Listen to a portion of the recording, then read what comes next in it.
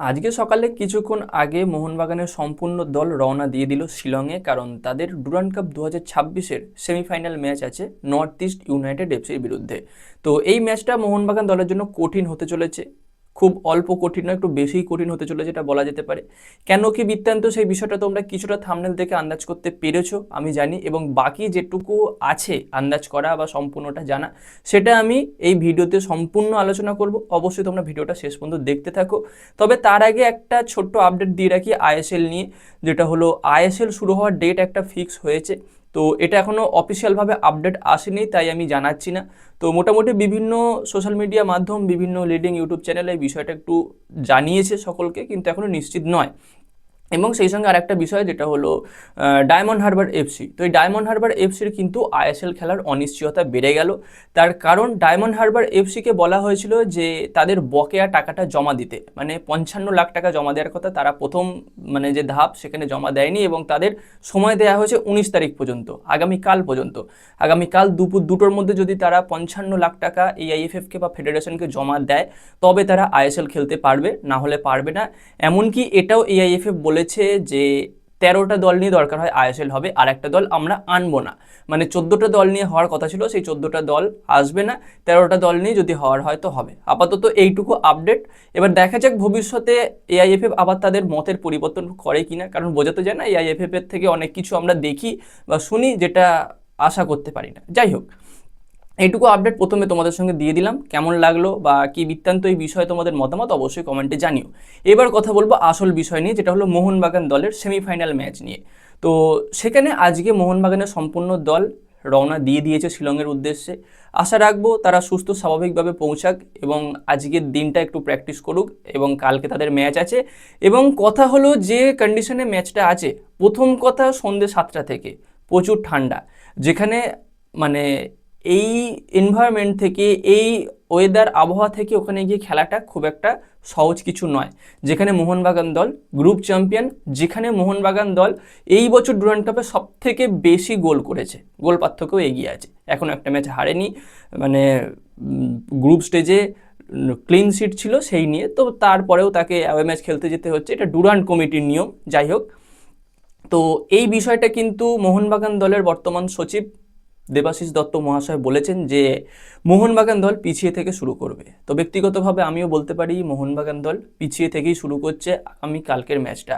কারণ একটা ওয়েদার, তার থেকে বড় কথা মোহনবাগানের প্লেয়ার নিয়ে সমস্যা আছে। একটা জিনিস বা একটা প্লেয়ার, যেটা হলো ডেয়ন ব্র্যাজিচ, সে কিন্তু দলের সঙ্গে ট্রাভেল করেনি, তার মানে সে খেলবে না ধরে নাও। মিগুয়েল ফিগুয়েরা গেছে ঠিকই, কিন্তু সম্পূর্ণভাবে সুস্থ নয়, তাকে 90 মিনিট পাবে কিনা সেই বিষয় নিয়ে সন্দেহ আছে। লালিনজলা ছাংতে, তার খেলা নিয়েও সন্দেহ আছে, কারণ তার যে ইনজুরিটা রয়েছে, এখনও পর্যন্ত সেই খবরটা ফোরকাস্ট হয়নি, এখনও পর্যন্ত সেই খবরটা সম্পূর্ণরূপে কারোর সামনে আসেনি যে লালিনজলা ছাংতে এবং সেই সঙ্গে মিগুয়েল ফিগুয়েরা খুব ভালো ফিট হয়ে গেছে, যে তারা সম্পূর্ণ ম্যাচ খেলার মতো। মিগুয়েল যদিও বা খেলতে পারবে, ছাংতে খেলতে পারবে বলে আমার মনে হয় না। সেই মোহনবাগানের লেফট উইংয়ের হয়তো ভরসা আবারও হতে চলেছে লিস্টন কোলাসো, যে বর্তমানে একেবারে খারাপ ফর্মে আছে। কলকাতা ফুটবল লিগ খেলারও পজিশন তার মধ্যে এই মুহূর্তে নেই, কারণ গতদিন যে যে পজিশন থেকে গোল মিস করেছে, শট মিস করেছে, পাস মিস করেছে, সেটা কখনোই লিস্টনের মতো প্লেয়ারের থেকে আশা করা যায় না। যেখানে শাহাল আব্দুল সামাদ স্লাইড করে এসে বলটা স্ন্যাচ করলো, করে লিস্টনকে দিল, সে সরাসরি গোলে মারতে পারতো। গোলকিপার কোথায় আর মানে লিস্টন কোথায়, বল কোথায়? পেছনে যতদূর মনে হয় জেমি ম্যাকক্লারেন ছিল বা কেউ ছিল, অতটা মনে পড়ছে না, তাকেও পাস করতে পারতো, কিন্তু সেখান থেকে লিস্টন ব্যাক পাস করলো। মানে ব্যাক পাস করলো, বলটা রিসিভ করতে পারলো না, সেটাই বোঝা গেল না। তো যাই হোক, তো লিস্টন এখন ভরসা। তো আমি ব্যক্তিগতভাবে চাইবো লিস্টন ক্লসের আগে যদি সায়ন ব্যানার্জিকে সুযোগ দেওয়া যায়, সেটা হয়তো দলের জন্য বেটার হবে, কারণ বয়সটাও অল্প, গতি আছে বেশ, একটু দরদ দিয়ে খেলবে বা তার কনফিডেন্সটাও একটু রয়েছে, কারণ সিএফএলে মোটামুটি ভালো খেলছে সায়ন ব্যানার্জি। তো যাই হোক, তো এই বিষয়টাই দেবাশিস দত্ত মহাশয় বলেছেন যে মোহনবাগান পিছিয়ে থেকে শুরু করতে চলেছে, কারণ কন্ডিশনটা টাফ, মোহনবাগানের বেশ কিছু প্লেয়ার অ্যাভেলেবেল নেই। এবার কথা হলো নর্থ ইস্টের আছে আলাদিন আজারে। তো এই প্লেয়ারটাকে আটকানোর জন্য কিন্তু আলাদা প্ল্যান কষতে হবে প্যানসকে বা প্যানাগিওতিস দিলেম্পেরিসকে। যেখানে ডিফেন্ডার পজিশনে অবশ্যই যে 4জন ডিফেন্ডার আমাদের থাকবে সে তো থাকবেই, তবে তাদের সামনে প্রথম থেকে হয়তো স্যামির জেলস্কোভিচকে খেলাতে হতে পারে, কারণ একজন সিডিএম অবশ্যই দরকার এই আলাদিনকে আটকানোর জন্য। এবং তার পাশে যদি আপুইয়া খেলে, অনিরুদ্ধ থাপা খেলে, মানে 3টে সিডিএম খেললেও খুব একটা অসুবিধা কিছু নেই। পেনাল্টি শুট আউটে খেলা গেলে বিশাল কাইত ভাই বুঝে নেবে, এটুকু ভরসা রাখা যায়। বা একটা গোল যদি মোহনবাগান কোনোভাবে ঢুকিয়ে দিতে পারে নর্থ ইস্টের জালে, সেখান থেকে এই যদি ডিফেন্স লাইন বা এই যদি সিডিএম লাইন থাকে, তাহলে হয়তো কোনোভাবে আলাদিনকে আটকানো যেতে পারে। তবে যে প্লেয়ারটা পরপর 3টে ডুরান্ড কাপে গোল্ডেন বুটের দাবিদার, প্রথম দুটোতে গোল্ডেন বুট পেয়েছে এবং এই টুর্নামেন্টেও গোল্ডেন বুটের দাবিদার, প্রথম দুটো বলতে আমি গত দুটো বললাম আর কি, যাই হোক একটু কথা বলাটা ভুল হলো, মানে খারাপভাবে নিও না বা উল্টোপাল্টা কিছু ভেবে নিও না। তো কথা হলো এই, মানে গত দুটোতেও সে গোল্ডেন বুট পেয়েছে, এইটাতেও পাবে বলে সে 1 নাম্বার পজিশনে রয়েছে। তো সেই প্লেয়ারকে আটকানো খুব একটা সহজ নয়। অভিষেক টেকচামকে অবশ্যই বাড়তি দায়িত্ব নিতে হবে, এদিকে সুভাশিস বোসকেও বাড়তি দায়িত্ব নিতে হবে, সেই সঙ্গে অ্যালবার্টো রড্রিগেজ, রাহুল ভেকে তারা অনবদ্য খেলছে, চাইবো এই ম্যাচটাও তারা অনবদ্য খেলুক। এবং সেই সঙ্গে সামির জেলস্কোভিচ, অনিরুদ্ধ থাপা এবং আপুইয়া। অনিরুদ্ধ থাপাকে ছেড়ে দিলেও আপুইয়া এবং সামির জেলস্কোভিচকে অবশ্যই দরকার আটকানোর জন্য।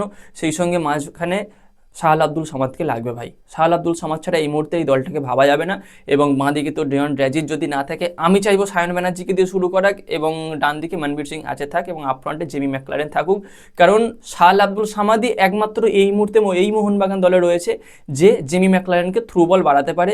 এছাড়া সেইভাবে থ্রু বল বাড়ানোর মতো কোনো প্লেয়ার এই মুহূর্তে নেই। অনিরুদ্ধ থাপাকে যদি ড্রপ করে তাও করতে পারে, খুব একটা সমস্যা কিছু হবে বলে আমার মনে হয় না। আগে টিম গোল খাওয়া থেকে বাঁচতে হবে, তারপর গোল করতে হবে, এটা ব্যক্তিগতভাবে আমার মতামত। কিন্তু প্যানস আছেন কিছুটা এটাই ভরসা, কারণ তিনি অ্যাটাকের ওপর বেশি বিশ্বাস করেন, অ্যাটাকের ওপর বেশি ভরসা করেন। তো আমরা কন্টেন্ট ক্রিয়েটার, আমরা একজন সাধারণ মানুষ হিসাবে যেটা মতামত আমি আলোচনা করলাম তোমাদের সঙ্গে, তোমাদের মতামতটা কমেন্টে জানিও। কখনোই আমাদের কোনো ক্ষমতা নেই যে কোচকে আমরা ওপিনিয়ন দিতে পারি, এইটা করো ওইটা করো সেইটা করো, কখনোই নয়। কোচ আমাদের থেকে ফুটবল অনেক বেশি বোঝে, আমরা জাস্ট একটা আলোচনা প্রেডিকশন করতে পারি মাত্র। যাই হোক, এইটুকু খবর, এইটুকু আপডেট তোমাদের সঙ্গে শেয়ার করলাম। কেমন লাগলো ভিডিওটা অবশ্যই কমেন্টে জানিও। জানি মোহনবাগান সমর্থকদের খুব একটা ভালো লাগবে না, কিন্তু যে খবরটা আছে সেটা তো জানাতেই হবে, জানিয়ে দিলাম।